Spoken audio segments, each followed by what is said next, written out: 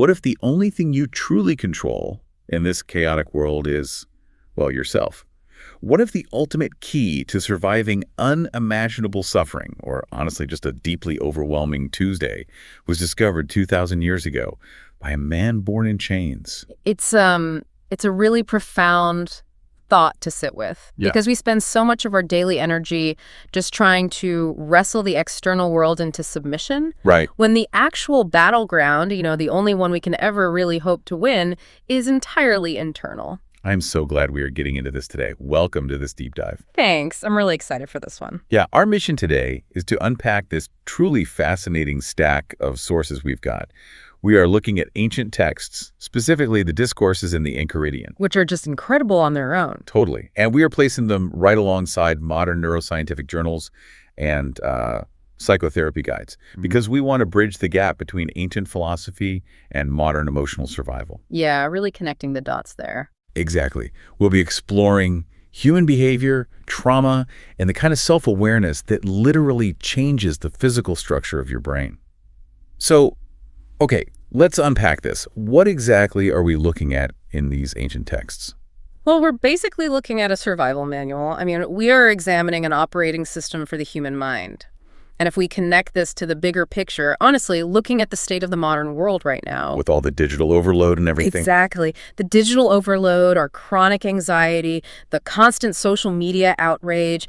This operating system feels more urgent now than it even did in ancient Rome. An operating system for the mind. I love that. But before we can understand how the code of this system works, we kind of have to look at the programmer, right? Oh, absolutely. Because this wasn't theorized in some comfortable, sunlit ivory tower by a guy with a trust fund. Not even close. No, the philosophy we're talking about today was forged in the absolute lowest, most brutal rungs of human society. We are talking about Epictetus. He lived roughly from AD 55 to 135, and he was born a slave in Hierapolis, which is in modern-day Turkey. Wow. Yeah. And he was owned by a man named Epictetus, who was actually a freedman serving as the Emperor Nero's secretary. Wait, Nero. So Epictetus is existing right in the chaotic, often terrifying, blood-soaked orbit of Nero's court. Yeah, he was right there adjacent to it all. That's wild. He's watching the absolute ultimate heights of power and the madness of it while possessing, absolutely zero power himself. That contrast is vital to his entire story, and the historical sources, they also frequently refer to him as a lame old man. Really? Like a physical disability? Yeah. Accounts differ on why, though. Some early Christian writers say a sadistic master deliberately twisted and broke his leg. Oh my God. I know. But others suggest it was maybe severe arthritis from a life of hard labor. But either way, he lived with a permanent, very painful physical disability. That is just so heavy. It is. Yet, despite being physically enslaved, physically impaired, and living under these tyrannical emperors, he achieved this level of mental freedom that eventually got him emancipated. Which is incredible. Right. And then he started teaching in Rome, became so influential that a later emperor, Domitian, perceived him as a threat and banished him. Naturally. You can't have a free-thinking former slave getting too popular. Exactly. So Epictetus simply relocated to Greece and founded a wildly successful philosophical school there. Okay, but I'm struggling with this paradox here. A slave teaching us about freedom. I mean, that is like a man serving a life sentence writing the ultimate guidebook on open-air hiking. That's a great way to put it. How does physical captivity lead to total mental liberation? Well, it actually makes complete psychological sense when you look at human resilience, like when you have absolutely no control over your physical environment. Like where you go or what you eat. Right, or whether your body is subjected to violence. You are forced into a corner. You either break completely or you look inward. You have to find an escape route inside your own head. Exactly. You have to carve out a mental space that cannot be touched by your master, or you simply do not survive. And look at the other most famous thinker in this school of thought, Marcus Aurelius. The Roman emperor. Yeah. He had absolute external power who commanded massive armies. The complete opposite end of the societal spectrum. Total opposite. And yet, Marcus Aurelius read the notes of Epictetus's lectures and adopted the exact same philosophy. That is so profound. It really is. The emperor with absolute external control and the slave with zero external control both realized the profound psychological truth that wrestling with the outside world is a losing game. The only lasting peace is internal. Exactly. But if both a slave and an emperor arrived at the conclusion that external control is just an illusion, what did they actually do with that realization on, like, a Tuesday morning? Right. How do you practice it? Yeah. And I think that brings us to Epictetus's most famous and probably most misunderstood principle, the dichotomy of control. Oh, this is the bedrock. If you don't grasp this, honestly, nothing else works. So Epictetus lays it out by drawing this hard line down the center of the human experience. There are things up to us, which in Greek is a hemon. Yes. These are our opinions, our desires, our aversions, our actions. And then there are things not up to us, ouk, iphimon. Which is basically everything else. Right. That includes our bodies, our property, our reputation, what the emperor decrees, the traffic, the weather, just everything external. Exactly. Oh, wait, let me stop you there for a second, because my reputation and my body feel very much up to me. Like, I go to the gym, I try to be a good person at work. Are those really not up to me? Well, you influence them, sure, but you do not control them. Okay, I see the distinction. I mean, you can eat perfectly, work out every day, and still get a terrible medical diagnosis out of nowhere. That's true. Or you can be the kindest person in the office, right? But someone can still spread a vicious rumor that completely ruins your reputation. Ugh, yeah, I've seen that happen. So Epictetus warns that the second you attach your deep inner peace to things you only influence but do not fully control, you are basically handing over the keys to your happiness to random chance. But doesn't this sound a bit cold? Yeah. Like, if my child gets sick or if I lose everything I own in a fire, am I just supposed to turn off my feelings and say, well, you're nothing to me?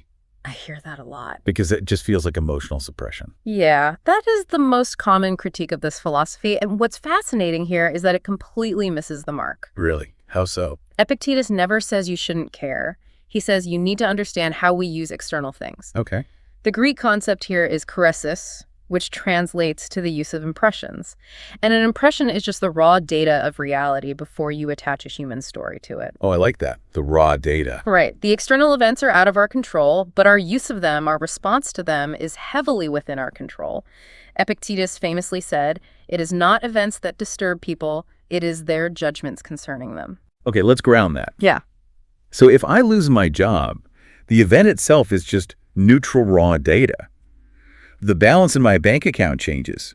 I don't go to that particular building anymore. Exactly. Facts. The sheer overwhelming panic comes from my judgment of the facts. Like, my brain screaming, this is terrible, I am a failure, I will end up on the street, my family will hate me. Yes. Epictetus is saying, intercept that judgment. That is the critical distinction. You don't suppress the emotion at all. You examine the judgment that caused the emotion in the first place.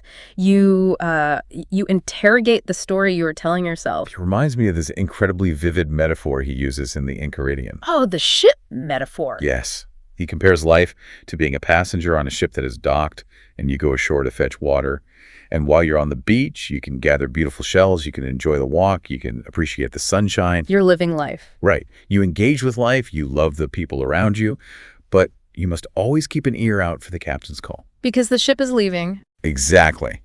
Because when the captain calls, you have to drop the shells and run back to the ship without looking back. It is such a beautiful way to frame healthy detachment. Yeah. You enjoy the shells, Yeah. your property, your status, your external joys, but you recognize they were never truly yours to begin with. They were just, on loan. Yeah. So when they're taken away, you don't feel robbed. You just feel grateful you got to hold them for a little while. And that realization, that shift in perspective, builds what is called the inner citadel. The inner citadel. Yeah. When you stop tying your core identity to things you don't control, you stop being a victim of circumstance. You stop giving other people, or an economic downturn, the remote control to your emotions. I understand that intellectually. I really do. But I'm struggling with the mechanics of it. What do you mean? Like, if I'm in the middle of a panic attack or my boss just humiliated me in a crowded meeting, my brain is screaming at me, telling myself, oh, it's just an impression. That feels like putting a Band-Aid on a bullet wound. How does this actually work in a highly charged emotional state? That's the perfect question. And to answer that, we have to look at Epictetus's absolute obsession. The concept of prohairesis. Prohairesis. Yes. It translates roughly to volition, will, moral choice, or agency. For Epictetus, this is the very essence of human consciousness. Okay. It is the faculty that separates us from instinct-driven animals. Because animals just react to impressions, right? They see food, they eat, they see a predator, they run. There's no gap. Exactly. But humans have prohairesis. We have a gap. It might be a microscopic space between the impression hitting our senses and our reaction to it, but it's there. And Epictetus argued that this faculty is so utterly free that not even Zeus himself could overcome it. Here's where it gets really interesting, because looking at the neuroscience sources we have, I realized something kind of crazy. Yeah. This ancient Greek concept is essentially describing modern brain anatomy. Oh, completely. Prohairesis maps perfectly to the prefrontal cortex, the executive center of the brain right behind your forehead. The area responsible for logic, planning, and impulse control. Right. So imagine your prefrontal cortex is a bouncer at a very exclusive club. Okay, I like this. And outside the club is the amygdala. The amygdala is our primal threat response. It's frantic, it's emotional, it's constantly scanning for lions in the brush, screaming, threat, danger, freak out. Let's look at the biology of that moment, actually. When the amygdala senses a threat, say, that humiliating comment from your boss you mentioned, it doesn't wait for permission. It just acts. It instantly floods your body with cortisol and adrenaline. Your heart rate spikes, your breathing shallows, your peripheral vision actually narrows. Wow. Biologically, the amygdala effectively shuts off the connection to the prefrontal cortex. That is what we call an amygdala hijack. So the bouncer is knocked out cold. Exactly. The bouncer's out and the panic rushes into the club. But prohairesis, the bouncer, the prefrontal cortex, can be trained, right? Yes, absolutely. When we practice taking a breath, when we refuse to send that angry email immediately, we are intercepting that frantic emotional panic. The bouncer steps up and says, hold on, let me look at your ID. Is this actually a life or death threat or just an annoying coworker? And the neuroscience confirms this mechanism beautifully. When you practice what you might call a tactical pause, you are biologically fighting back against the cortisol. That makes so much sense. You are literally forcing blood flow back to the prefrontal cortex. You are restoring the connection. You are using your prohairesis. And because of neuroplasticity, every single time you do this, you are physically rewiring your brain. You are literally thickening the neural pathways. You are physically building a stronger bridge between the logical center and the reactive center. You are training the brain to default to evaluation rather than panic. What Epictetus called the use of impressions, neuroscientists today call cognitive reappraisal. So Epictetus didn't just stumble on a nice philosophical metaphor. He intuitively reverse-engineered the neurobiology of emotional regulation. He absolutely did. In fact, this ancient concept is the direct foundation of modern cognitive behavioral therapy. CBT. Yeah. In the mid-20th century, a psychologist named Albert Ellis was developing rational emotive behavior therapy, which is the major precursor to CBT. Okay. And Ellis was deeply frustrated with traditional psychoanalysis, which, spent years digging into childhood trauma without giving patients tools to handle their anxiety in the present moment. Right, like what do I do today? Exactly. Well, Ellis was reading the Enchiridion and hit that exact line. It is not events that disturb people, it is their judgments concerning them. That one sentence completely shifted the paradigm of psychology, didn't it? It became the central premise of CBT. When someone sits on a therapist's couch today, the therapist doesn't just ask, how did that make you feel? They ask, what was the underlying belief that caused you to feel that way? Oh, wow. They are teaching the patient to identify and challenge their own judgments. It is now one of the most effective evidence-based psychological treatments in the world, and its DNA traces straight back to a crippled slave in ancient Rome. That is just staggering.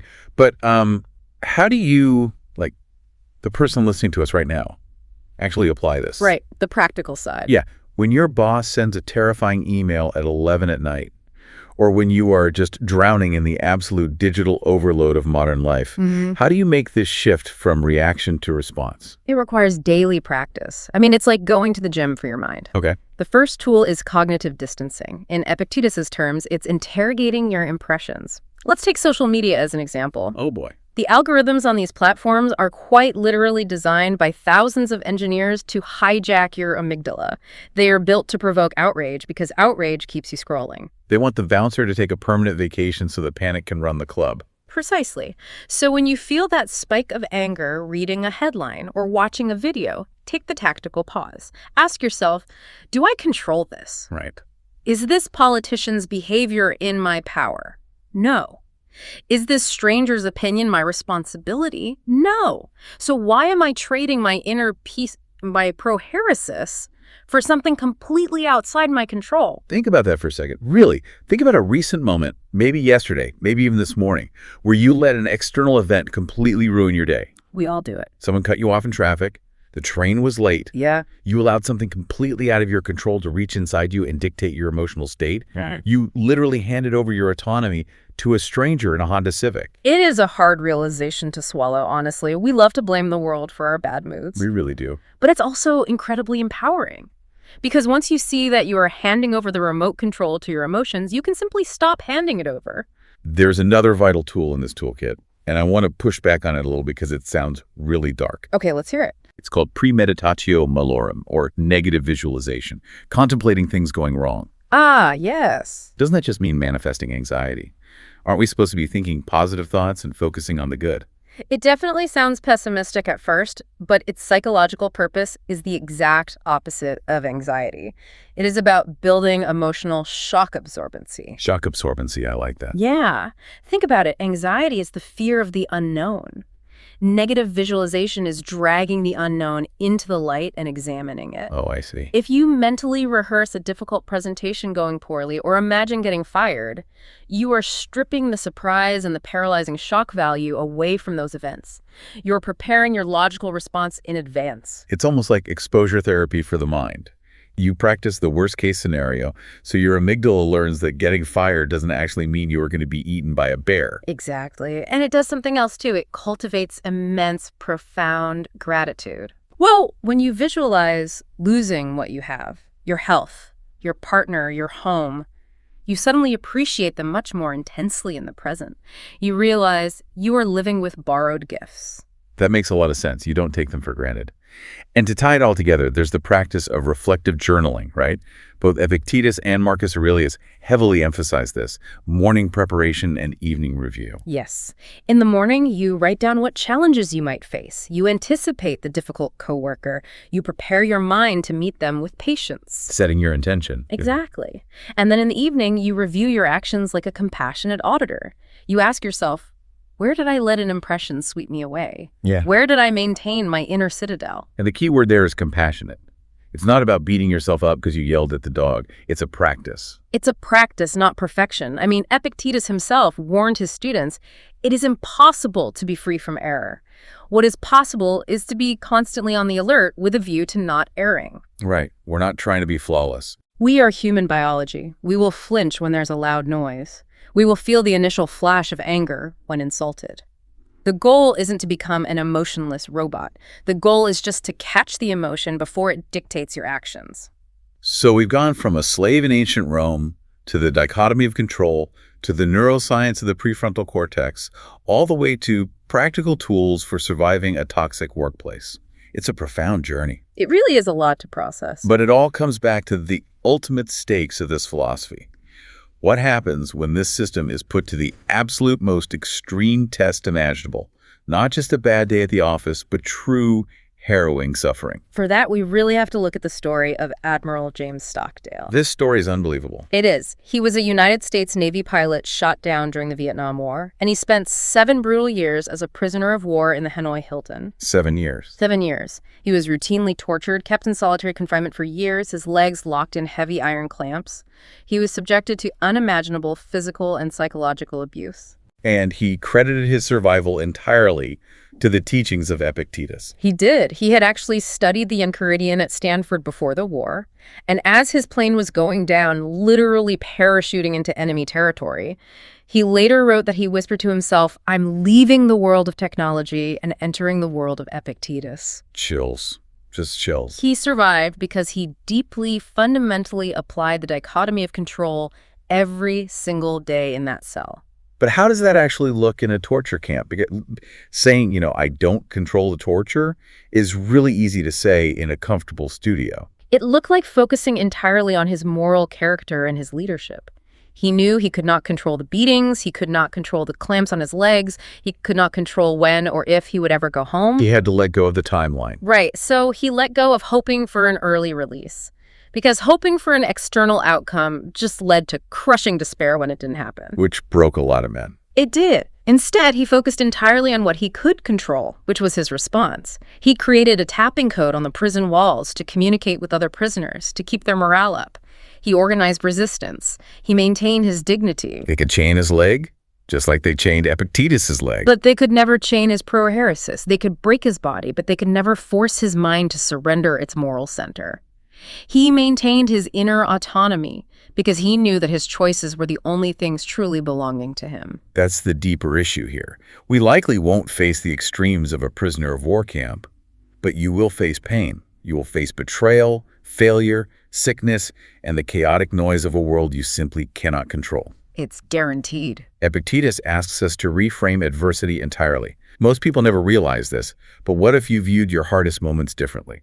What if you didn't see adversity as a tragedy, but as training? Epictetus uses this incredible metaphor to end on.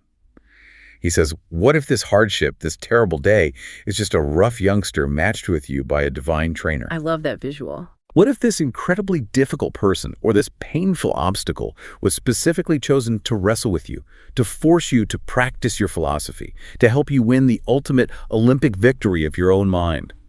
It completely changes the obstacle into an opportunity for mental excellence. It strips the victimhood out of the equation entirely. You become a participant in your own growth rather than just a casualty of the world. This changes everything about how we perceive our own lives. But it leaves us with a heavy question to mull over. If our judgments are the only thing that actually hurt us, if our emotional suffering is generated entirely from within our own minds, Which is a lot to accept. does that mean we are entirely responsible for our own suffering? No one can make you angry without your consent. No one can make you feel inferior without your permission. It is a terrifying, heavy burden of absolute responsibility. But maybe, just maybe, it is the most freeing burden you will ever carry.